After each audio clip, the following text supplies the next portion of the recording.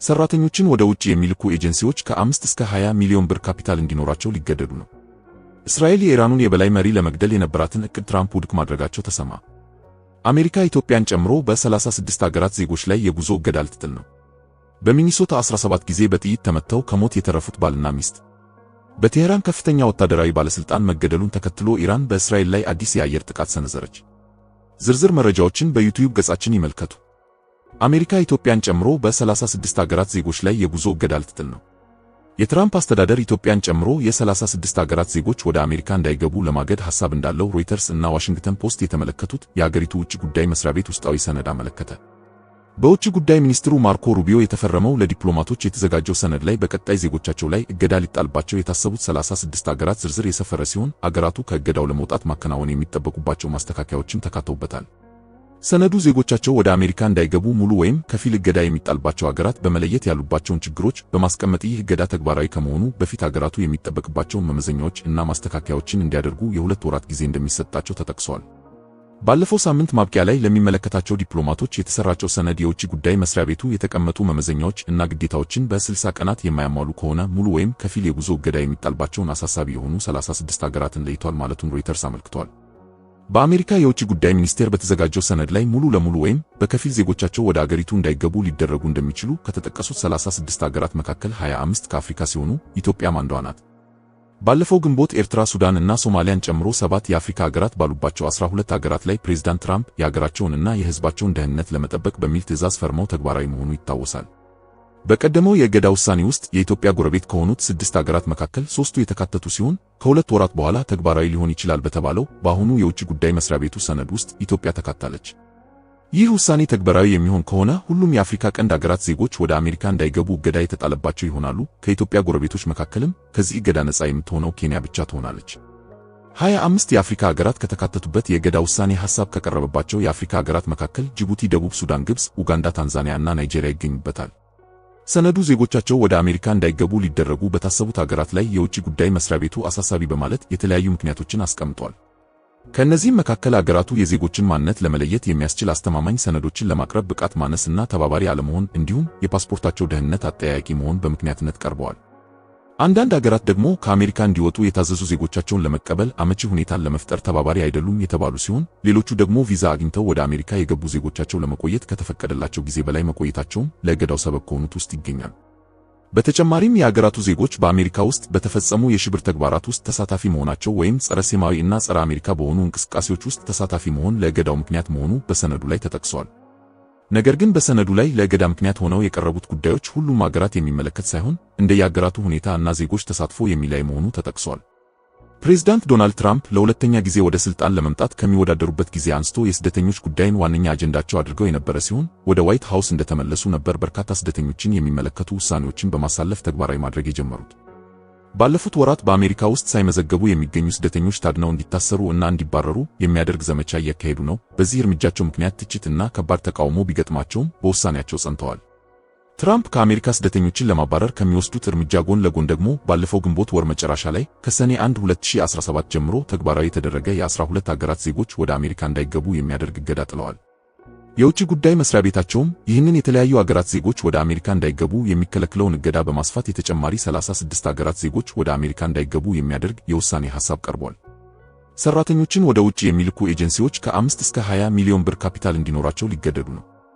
ኤጀንሲዎች የውጭ ሀገር ሥራ እና ሰራተኛ አገናኝነት ፈቃድ ለማግኘት ከ5 እስከ 20 ሚሊዮን ብር ካፒታል እንዲኖራቸው የሚያስገድድ ረቂቅ አዋጅ ለሕዝብ ተወካዮች ምክር ቤት ቀረበ።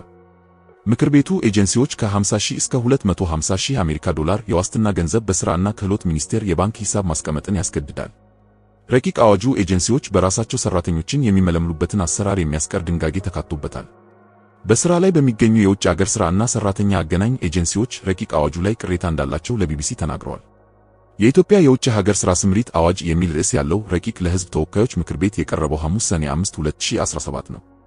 አዋጁን ለማብራራት በ11 ገጾች የተዘጋጀው ሰነድ የዜጎች መብት፣ ክብር፣ ደህንነት እና ጥቅም በተሻለ መልኩ ሊያስጠብቅ የሚችል አዋጅ መዘጋጀቱን ጠቁሟል። ማብራሪያው የረቂቁ መነሻ ግብ እና ዓላማ ዜጎች መብታቸው፣ ደህንነታቸውና ክብራቸው በዘላቂነት መጠበቁን ማረጋገጥ እንዲሁም አገራችን ከዘርፉ ማግኘት ያለባትን ጥቅም ማስጠበቅ እንደሆነ ያስረዳል።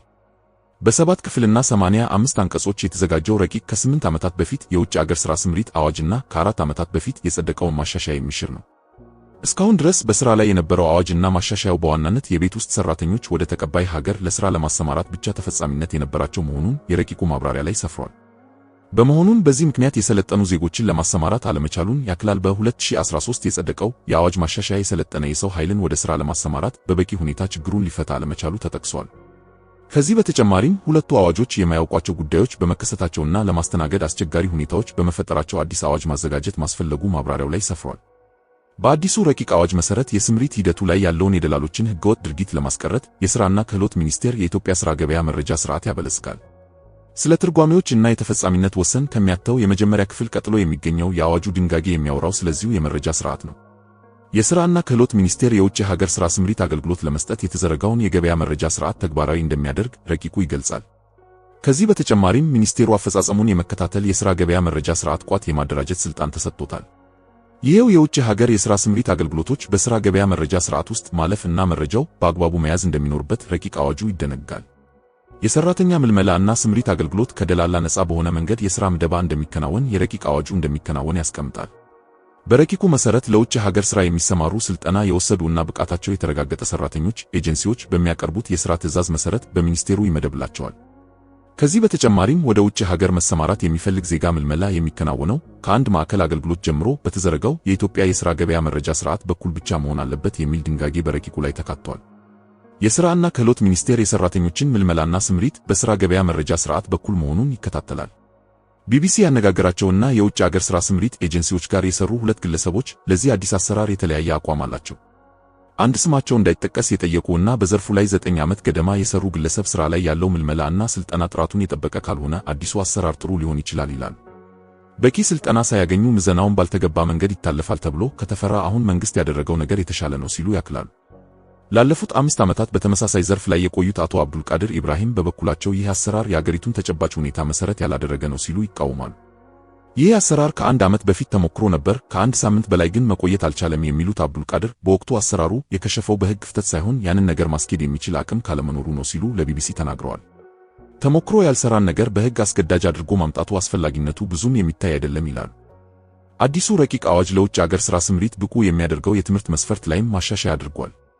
ከ9 ዓመት በፊት ወጥቶ ሥራ ላይ የዋለው አዋጅ ለሥራ ወደ ውጭ አገር የሚሄዱ ሠራተኞች ቢያንስ 8ኛ ክፍል ያጠናቀቁ መሆን እንዳለባቸው ያትታል። በ2013 የወጣው የአዋጅ ማሻሻያ ይህን የትምህርት መስፈርት በሚቀጠርበት የሥራ መስክ ሥልጠና በመውሰድ ተክቶታል። የረቂቁ ማብራሪያ የትምህርት ደረጃን ጨርሶ ማውጣትም ሆነ የትምህርት ደረጃን እንደ መስፈርት ማስቀመጡ የራሳቸው አሉታዊ እና አዎንታዊ ተጽዕኖ እንዳለው ያስረዳል። በመሆኑም የግድና በቀጥታ እንደ መስፈርት ሳያስቀምጥ ነገር ግን ወደ ውጭ ለሥራ የሚሰማሩ ዜጎችን የትምህርት ፍላጎት ተነሳሽነት ላይ ግን አሉታዊ ተጽዕኖ በማያስከትል መልኩ በረቂቁ መካተቱን ያትታል። የረቂቁ 4ኛ ክፍል ለኤጀንሲዎች ስለሚሰጥ የሥራ ፍቃድና ለፍቃድ ብቁ ስለሚያደርጉ መስፈርቶች በዝርዝር ያስቀምጣል። ረቂቁ ኤጀንሲ ሆኖ ለመስራት የሚፈልግ ማንኛውም ሰው ከሚኒስቴሩ ፍቃድ ማግኘት ይኖርበታል ይላል። የሥራና ክህሎት ሚኒስቴር በረቂቅ አዋጁ ተዘረዘሩ መስፈርቶችን መሠረት በማድረግ ለኤጀንሲዎች ከ1ኛ እስከ 5ኛ ደረጃ የያዘ ፍቃድ እንደሚሰጥ ረቂቁ ላይ ሰፍሯል።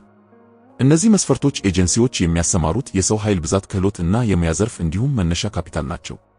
ረቂቁ ኤጀንሲዎች ለጠየቁበት ደረጃ የሚጠበቅባቸውን የካፒታል መጠን ማሟላት እንዳለባቸውም አስገዳጅ ድንጋጌ አለው። ለደረጃ 1 ኤጀንሲ ፍቃድ ለማውጣት የሚፈልግ አመልካች 20 ሚሊዮን ብር ካፒታል ወይም አክሲዮን ወይም መዋጮ ሊኖራቸው ይገባል።